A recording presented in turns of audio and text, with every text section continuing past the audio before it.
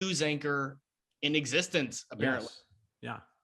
And they try to do too much. I think to your point, Amber, I think there's all these different storylines that are really good, but in a movie, there's no way. If this was like a series, then you can explore all these things and get all these emotions and these human stuff. And it's a 2-year process. You get that. But in a movie, it's like, it didn't make any sense. Absolutely. Well, you could do a Love Actually, 4 Weddings and a Funeral. There are 1,000 ways you could do this accurately. They just didn't choose any of those paths.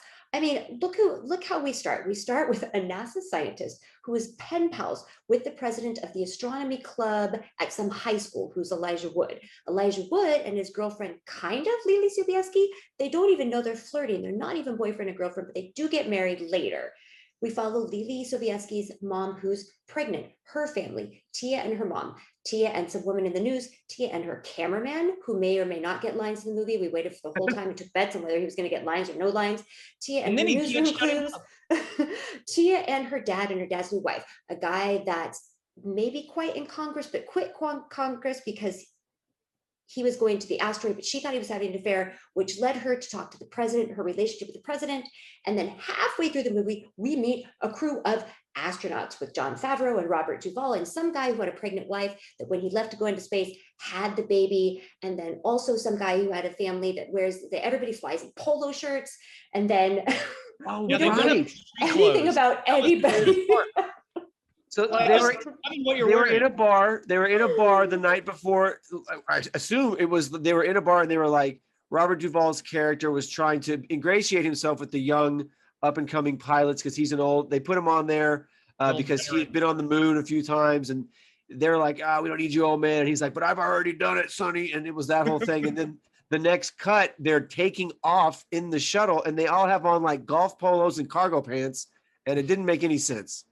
And then like the next scene, they're suddenly in like official like NASA shirts, and that was weird. I don't know. You can't take off in a space shuttle wearing polos and cargo shorts and flip flops. I'm pretty sure I know that. Was costuming or research by that? They were just exhausted by the research that they had to do for Tia Leone's character, and they were just like, you know what? I don't know what the fuck people wear in astronauts. Let's just go straight from the barbecue, where we're telling all of NASA's secrets to a 7-year-old. So you know how in Armageddon, it's top secret. They have to go and fly and get Bruce Willis and his daughter and bring him back, and it's high-class confidentiality.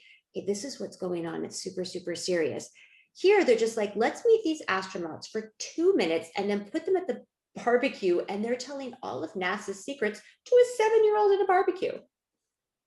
That's how our audience finds out what we're supposed to be doing. And then we're like, oh yeah, they're doing the exact same thing that Armageddon had to do.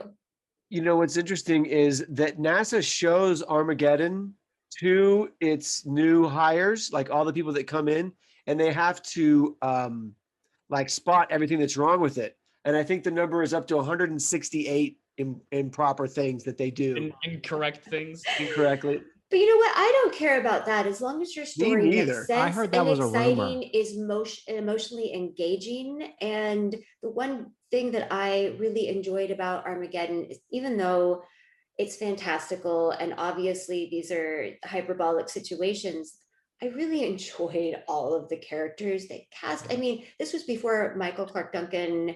This is his first big role. He hadn't had a big role before this. So this was before he was an Oscar nominee. I mean, Steve Buscemi, come on. I don't even know if Steve wanted to do this movie. I think he didn't.